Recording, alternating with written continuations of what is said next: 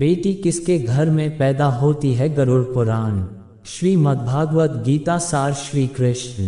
दोस्तों, आज भी हम ऐसे समाज में जी रहे हैं जहां आज भी पुरुष प्रधान है। आज भी जब लड़की का जन्म होता है तो अधिकतर घरों में मायूसी छा जाती है।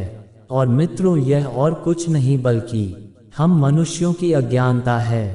लड़की को बोझ समझते हैं, परंतु आपको जानकर हैरानी होगी कि लड़की का जन्म हर किसी के घर में नहीं होता, बल्कि उसी के घर होता है जो भाग्यशाली होते हैं और अपने पुण्य कर्म अर्जित किए होते हैं। और आज हम आपको यही बताने जा रहे हैं कि भगवान कैसे घरों को लड़की का जन्म देने के लिए चुनते हैं, और वह कौन से पुण्य कर्म है जिसकी वजह से कोई भी इंसान बेटी का माँ या बाप बनता है। बेटी किसके घर में पैदा होती है। दोस्तों, भगवान श्री कृष्ण से अर्जुन पूछते हैं कि माधव, किन कर्मों के कारण किसी के घर पुत्री धन की प्राप्ति होती है, अर्थात कैसे घरों में बेटियों का जन्म होता है।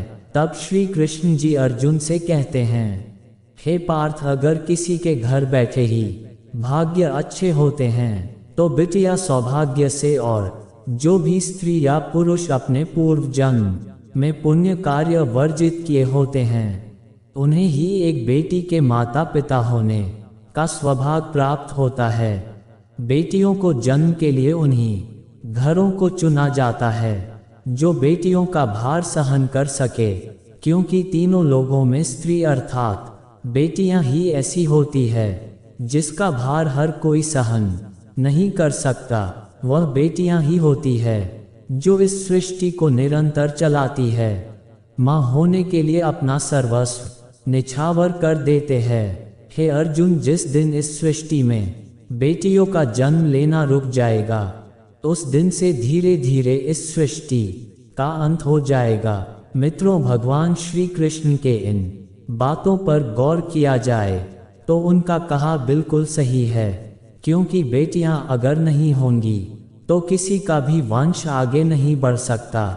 दोस्तों, आपने भी कई लोगों को कहते सुना होगा कि जिस घर में बेटी का जन्म होता है वह घर स्वर्ग के समान होता है, क्योंकि बेटा तो केवल एक कुल को रोशन करता है, बेटियां तो दो कुलों को रोशन करती हैं।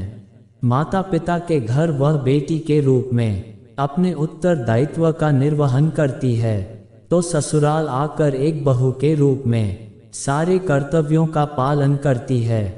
लड़कियां पिंडदान कर सकती है।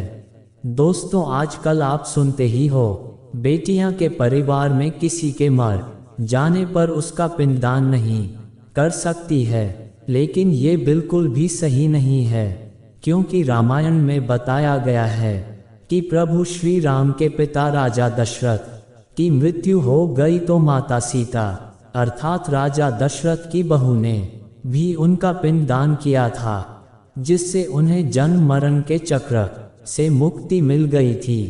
इतना ही नहीं, हिंदू धर्मशास्त्रों में बताया गया है कि बेटियां भी अपने पिता के नाम का पिंडदान कर सकती है।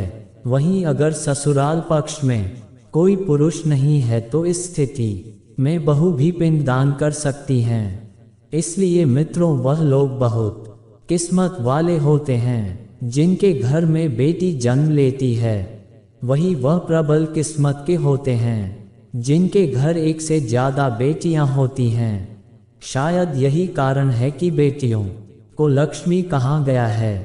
दोस्तों, बहुत से लोगों की सोच यही होती है, बेटी है तो बिना समय गवाएं और इस समय पढ़ाई में पैसे लगाएं। लड़कियां जन्म क्यों लेती है। गरुड़ पुराण में बताया गया है कि जब आत्मा को नया जन्म मिलता है तब आत्मा को शरीर के अनुसार संसार में चलकर अपने कर्म करने होते हैं। शरीर के जरिए कर्म करके ही एक आत्मा अपनी जन्म के उद्देश्य को सार्थक भी बना सकती है और निरर्थक भी, यदि कोई पुरुष महिलाओं का आचरण करता है, स्वभाव में महिलाओं वाले याद ले आता है या वही काम करना चाहता है, जो एक महिला को करना चाहिए, तो ऐसे ही पुरुषों की आत्मा स्त्री का शरीर धारण करती है। यही गरुड़ पुराण में बताया गया है।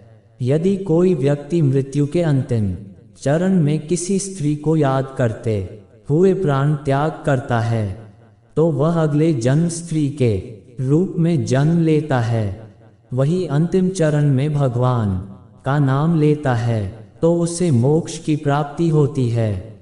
तो उम्मीद करता हूँ कि आप ये भली भांति समझ गए होंगे कि स्त्री का जन्म क्यों मिलता है, साथ ही बेटियों का जन्म कौन से घर में होता है। आज के लिए इतना ही। हमारे ब्लॉग के साथ अंत तक बने रहने के लिए आप सभी लोगों को दिल से धन्यवाद।